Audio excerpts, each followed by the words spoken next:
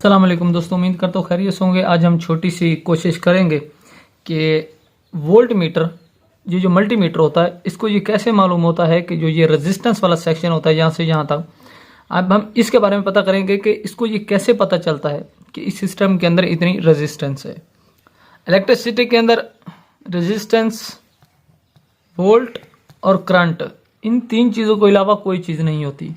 जब हम कोई भी यहाँ पे रेजिस्टेंस वैल्यू सेट करते हैं, हमको कुछ ना कुछ ये मालूम होता है कि हमारा सिस्टम जौन सा भी सिस्टम है इसके अंदर कितनी रेजिस्टेंस होती है, और वो हम वैल्यू रेंज सेट करते हैं उसके हिसाब से। अगर हमको मालूम नहीं होगा तो हम उसकी थोड़ी ज़्यादा वैल्यू पे सेट कर सकते हैं। जब भी मैं मल्टीमीटर को रेजिस्टेंस के ऊपर सेट करूँगा, जैसा कि यहाँ पे सेट हुआ पड़ा है, ये 2000 ओम के ऊपर सेट है, तो ये वाला खुद एक रेड लाइन के ऊपर, जो इसकी रेड प्रोब होती है उसके ऊपर ये वोल्टेज जनरेट करता है। ठीक है, इसके अंदर 9 वोल्ट की बैटरी होती है और इस पाथ के ऊपर ये वोल्टेज सेंड करता है। ऐसे इस तरह जाते हैं, इस रेजिस्टेंस के अक्रॉस वोल्टेज ड्रॉप होते हैं। वोल्टेज ड्रॉप होने के बाद कुछ वोल्टेज इस लाइन के ऊपर आते हैं। इस बचने वाले वोल्टेज की बिना पर ये चेक करता है कि इसके बाकी कितने वोल्टेज मुझे मिले, उस हिसाब से वे रीडिंग बताता है कि इसके पास इतनी रेजिस्टेंस है। अब ये वाला सपोज करिए कि हर मल्टीमीटर की अपनी इम्पीडेंस होती है, वो अपने तरीके से डिज़ाइन होता है। ठीक है, बट हम एक जनरल इंफॉर्मेशन के लिए सपोज करिए हम इसको 1 वोल्ट ले लेते हैं। इसने 1 वोल्ट यहाँ से सेंड किया, यहाँ से ट्रैवल करता हुआ इस रेजिस्टेंस के ऊपर आया, यहाँ पर इसने 0.5 वोल्ट ड्रॉप कर दिए। ठीक है, इसका वोल्टेज ड्रॉप 0.5 हो गया और 0.5 वोल्ट बाकी बच गया, जो कि दोबारा आया और इसके अंदर इंटर हुआ 0.5 वोल्ट। आई होप कि आपको यहाँ तक समझ आई होगी कि ये इसके जब अंदर इंटर होंगे तो ये चेक करेगा, जो इसका आईसी होगा वो चेक करेगा कितने वोल्ट आ रहे हैं। फिर उसका जो मेन आईसी होता है वो प्रोग्राम्ड होता है कि अगर इतने वोल्ट मिले तो इसका क्या मतलब है, इसके मतलब कितनी रेजिस्टेंस है। अगर इतने वोल्ट मिलते हैं हाँ बकिया मुझे, तो उसका मतलब क्या है, यानी कितने उसमें ओम रेजिस्टेंस है। मैं इसको मज़ीद और आसान बनाने की थोड़ा ट्राई करता हूँ कि सपोज़ करिए इसकी 9 वोल्ट की बैटरी थी मल्टीमीटर की। ठीक है, ये 9 वोल्ट उसके जाएंगे एक वोल्टेज रेगुलेटर के अंदर। ठीक है, अभी एक वोल्टेज रेगुलेटर बना देता हूँ मैं। 9 वोल्ट जहाँ पे मिले और इसको कुछ रेजिस्टेंस देके इसको फीड दी गई ताकि ये आगे वोल्टेज स्विच करा सके। अब इसने ये वोल्ट निकाले जो यहाँ पे थे, सपोज करिए इसने 1 वोल्ट निकाला था। अब ये 1 वोल्ट आएगा रेजिस्टेंस से होता हुआ दोबारा ये मल्टीमीटर के अंदर इंटर हो जाएगा। अब यहाँ पे अंदर इसके इंटरनली एक और रेजिस्टेंस लगी हुई है। ओके, यहाँ पे अब इसका क्या है, ये 2 रेजिस्टेंस आ जाती हैं सीरीज के अंदर। यहाँ पे वोल्ट मिलेंगे, यहाँ पे वोल्ट मिलेंगे, सेम होंगे, और यहाँ पे ये 0 कर देगा, वोल्टेज ड्रॉप होगा। यहाँ पे 1 वोल्ट था तो यहाँ पे भी 1 वोल्ट, 0.5 वोल्ट, 0.5 वोल्ट, और यहाँ पे 0 वोल्ट, क्योंकि ये ग्राउंड के अक्रॉस आ गई, जितना भी वोल्टेज होगा यहाँ पे ड्रॉप हो जाएगा। अब यहीं से एक होगा, एक लाइन निकलेगी जो कि सेंसिंग सर्किट के अंदर इसके जाएगी। ठीक है, ये एक आईसी हो सकता है। ओके, अब ये वाला सेंस करेगा कि मुझे 0.5 मिले इस रेजिस्टेंस के अक्रॉस। तो इस बिना पर इसके अंदर जो फीड है पहले से कि इतने वोल्ट के बाद इतने वोल्ट मिलेंगे तो मुझे रेजिस्टेंस इतनी बता देनी चाहिए। आगे ये सिस्टम जाके इसको फीड आएगी,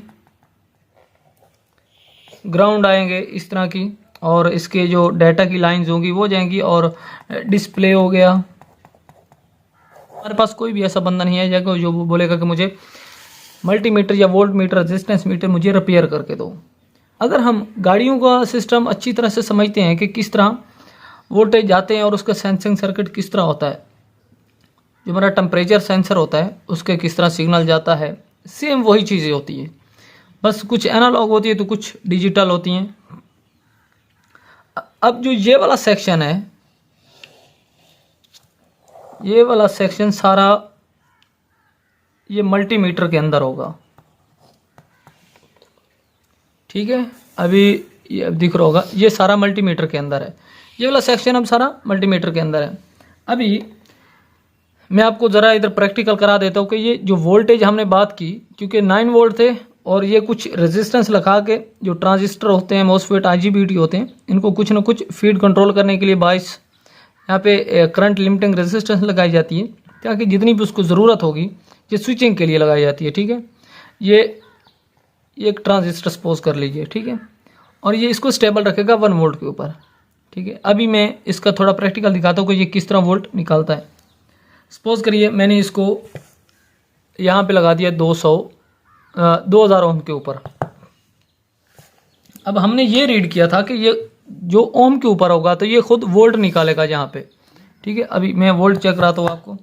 अभी मेरे पास एक ये मीटर है, ये इसकी प्रोब्स हैं। ठीक है, और इसके साथ ये 2000 ओम के ऊपर सेट है। एक मल्टीमीटर मेरे पास ये पड़ा है और इसको मैं वोल्ट के ऊपर सेट करूँगा। 2 वोल्ट के ऊपर मैंने इसको सेट कर दिया। इसकी प्रोब्स ये रही।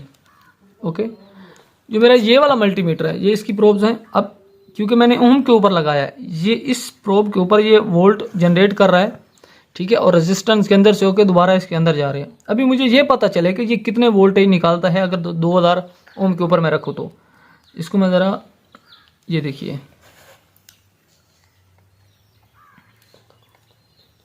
ये कुछ यूँ लगाने की कोशिश करेंगे। ये 1.06 वोल्ट निकाल रहा है। ओके, आई होप कि आप इसको समझ रहे होंगे। इसको मैंने 2 वोल्ट के ऊपर सेट किया है, ये 2 वोल्ट के ऊपर सेट है।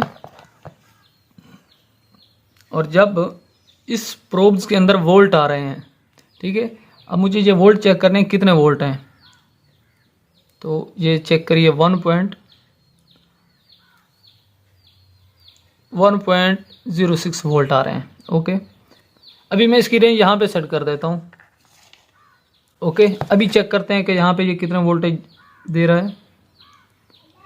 अभी ये यहाँ पे 0.956 वोल्ट आ रहे हैं। इसे नीचे आ जाते हैं। अभी यहाँ पे भी ये 1.05 सेम है। अभी यहाँ पे और रेंज इसकी हम कम कर देते हैं रेजिस्टेंस की। तो अभी चेक करते हैं 1.06। ये इस तरह से वोल्टेज जनरेट करके रेजिस्टेंस में से गुजार के वोल्टेज ड्रॉप की मदद से वो चेक कर लेता है इतने वोल्ट मिले, तो इसका मतलब इतनी रेजिस्टेंस ही सर्किट के अंदर।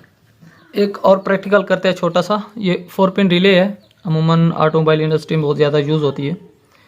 इसकी 2 कंट्रोल साइड है, ये ब्रेक वाली, ये लोड साइड है उसकी, और ये वाली 2 कंट्रोल साइड हैं। अभी मैं इसकी रेजिस्टेंस चेक करूं तो इसको मैंने पहले 200 पे सेट करूँगा। तकरीबन ये 150 के करीब इनकी रेजिस्टेंस होती है रिले की। इसको मैं एक प्रोब यहाँ पे लगा दे रहा हूँ और एक प्रोब इसके साथ। अब इसकी कितनी रेजिस्टेंस मिली हमें, 170 अप्रोक्सीमेटली ले लेते हैं, 170 ओम। ठीक है, 170 ओम के करीब है।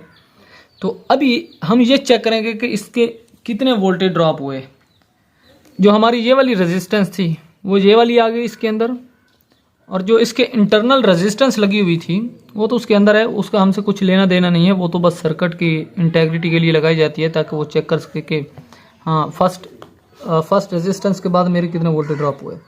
अभी हम ये चेक करेंगे कि इसके पास कितने वोल्टेज ड्रॉप हो रहे हैं इस रेजिस्टेंस के अक्रॉस। यहाँ पे 1 वोल्ट होता था, 0.5 वोल्ट कर दिया, यहाँ पे 1 वोल्ट रहेगा यहाँ पे।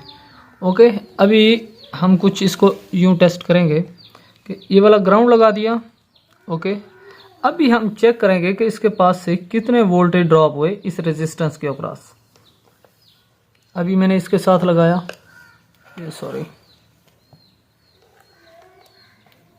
ये चेक कीजिए। अभी इसके पास आ रहे हैं 0.46, अभी इसके पास 46 मिली वोल्ट आ रहे हैं। बाकी वोल्टेज इस रेजिस्टेंस के अक्रॉस ड्रॉप हो गए। ठीक है, अभी इसको 46 वोल्ट यहाँ पे मिल रहे हैं। ठीक है, इस पॉइंट के ऊपर इसको, पहले तो हमने एग्जांपल ली थी 46 मिली वोल्ट इसको मिल रहे हैं। तो तब जाके ये इतनी रीडिंग दे रहा है कि 170 ले लेते हैं आसानी कि इस सिस्टम के पास 170 ओम रेजिस्टेंस है। आई होप कि आपने इसको अंडरस्टैंड किया होगा। अगर आपका कोई भी क्वेश्चन है तो आप कमेंट सेक्शन के अंदर भी पूछ सकते हैं। मिलते हैं नेक्स्ट वीडियो में।